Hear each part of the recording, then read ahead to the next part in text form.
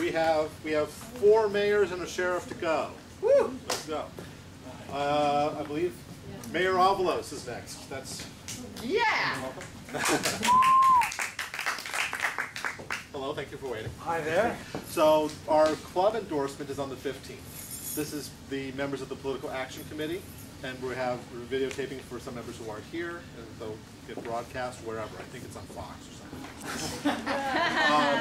15-minute slot, 3 minutes to say hello, introduction about the arts, the campaign, or whatever, and then Q&A. Okay, sounds good. Thank you very much. It's great to be here. My name is John Avalos. I'm running for mayor of San Francisco. I'm currently serving on the Board of Supervisors, representing District 11, which includes the Excelsior, Crocker Amazon, Lakeview neighborhoods. We are the south central part of San Francisco. I came to San Francisco in '89 because of the arts community here in the city. I came with very little in my pocket and knowing very few people, but I was drawn here by just the incredible history for arts that is in San Francisco. Think of the beats, I think of the 60s and the Summer of Love and arts and rock and roll, all the things that really drove me and attracted me to be here. Maybe I'm kind of outdated that way, but I still think that San Francisco has a rich residue of that history here that we've built our current arts programming on in this city.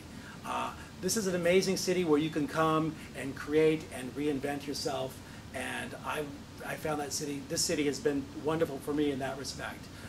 While I did not pursue the arts as well as I had expected to, I did pursue my career in social work and work with many communities across San Francisco to make sure that we could have communities have a greater voice at City Hall. I know that the arts community is indeed looking for that kind of voice to have at City Hall as well. And I really admire the work of the arts community, especially coming together to craft the Arts Task Force that I think needs much more of a vetting than it ever had over these past 5 years since it's been written. I look at the recommendations as key to making sure that we can actually include in our greater economy the arts community and assure that we can actually promote the arts as a greater economic engine in San Francisco. And we have a lot of tools and a lot of ways that we can make that happen. Our construction for municipal buildings requires that 2% of our construction costs can go to arts. We haven't been using that money effectively to ensure that we have a strong neighborhood arts program. And I've been working with the Public Utilities Commission to make sure that we can actually use the great work that they're building for their new building they're building on Golden Gate and Polk to ensure that we can have more funding go out to our community groups. We don't distribute our arts funding equitably in San Francisco. I've been working with the task force members over the past few years to ensure that we have greater amounts of funding allocated to neighborhood arts, to our cultural centers, and to neighborhood artists to ensure that we can have ways to revitalize our commercial corridors in San Francisco to have a greater arts programming here in the city. I want to also use the mayor's office to create a new department for arts called our an arts, culture, and creative economy department, bringing together the Film Commission, Grants for the Arts, the Arts Commission, as well as the Office of Economic and Workforce Development and our Convention and Visitors Bureau. Our arts are key to our economy, and having a department that's well designed to ensure that we can have a greater focus on not just supporting the major institutions like the opera, but smaller institutions and local artists is going to help make sure that our economy can thrive with the great creativity we have here in San Francisco. I want to make sure that we have a government that's transparent, that brings out people who are concerned first and foremost with public service, so we can actually have an administration that brings out the best of San Francisco, our government talent and our residents' talents as well. And I would love to have your support and endorsement to help make that happen. Thank you. There's got to be questions. That was good. Definitely. We have many programs and projects that come up that, for instance, America's Cup, Mid-Market, there currently is no planned program within America's Cup to engage the arts community.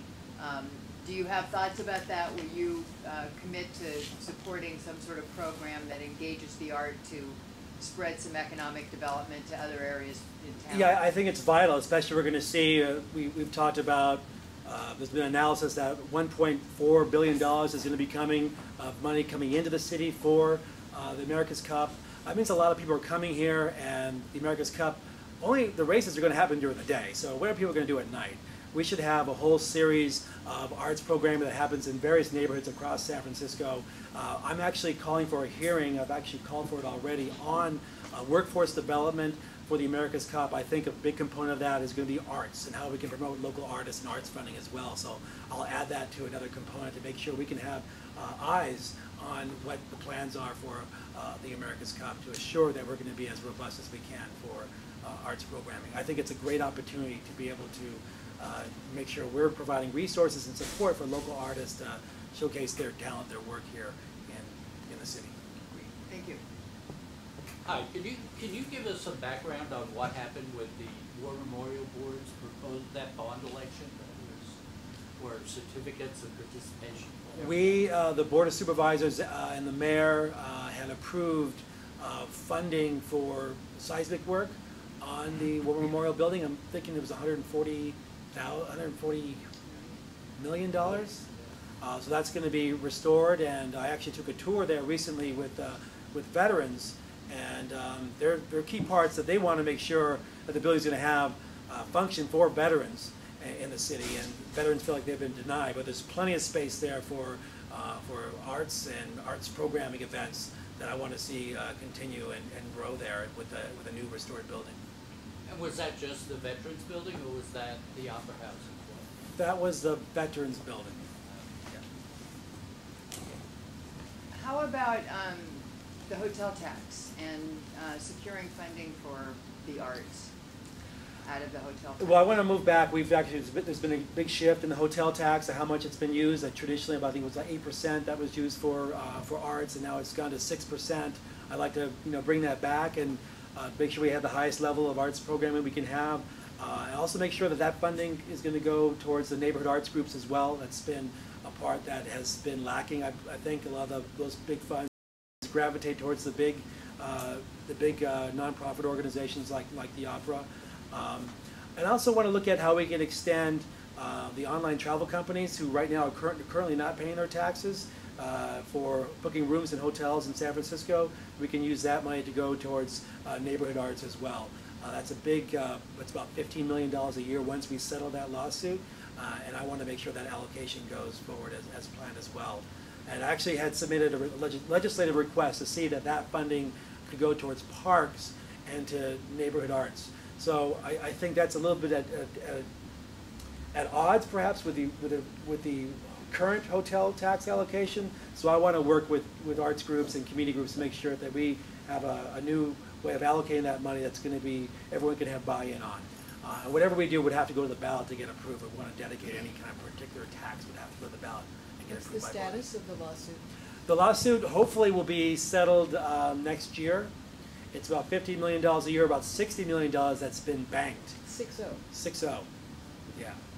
So that would be one windfall. And I'm not sure how the mayor's office currently is looking to allocate those funds, but I would want to allocate them to support probably capital that could serve arts organizations, because it's really like one-time funding. That $60 million is not going to be around over and over again. What the city will get every year will be about $15 million. So the $60 million you want to put towards more one-time purposes. Those one-time purposes should be for capital projects, improving buildings and structures that serve the arts community and other communities that are appropriate for receiving funding from the hotel tax. That may relate to my question, which is I'm the director of this organization, Counterpulse, and one of my concerns about mid-market is that we're not in it, but Yeah. we're next to it. So our rent, if this becomes a more desirable area, our rents are going to be completely affordable for us, and we rent here. So I'm wondering Completely about unaffordable. Right, Yeah. unaffordable. So I'm wondering about preserving affordability for arts organizations in addition to for individual artists. Well, I did not support the tax break for Twitter because I was really concerned about gentrification. I was concerned about the rise of rents around the area. So I want to be able to work on creating downward pressure on rents. It's key to residents who live here and to nonprofit organizations that serve here. I also don't think that the Twitter tax rate was fair for other communities that are struggling in San Francisco.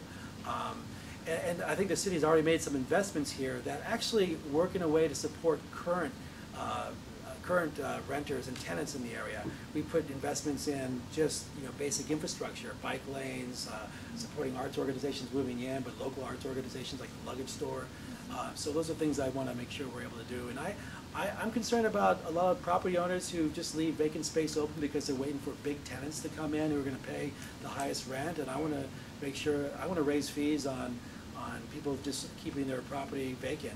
It doesn't make any sense. It's not helping the local economy, and it's basically banking for their future, but not for our community's future. It's something it's a huge problem in my district where you have a lot of properties that are just blighted and not being taken care of.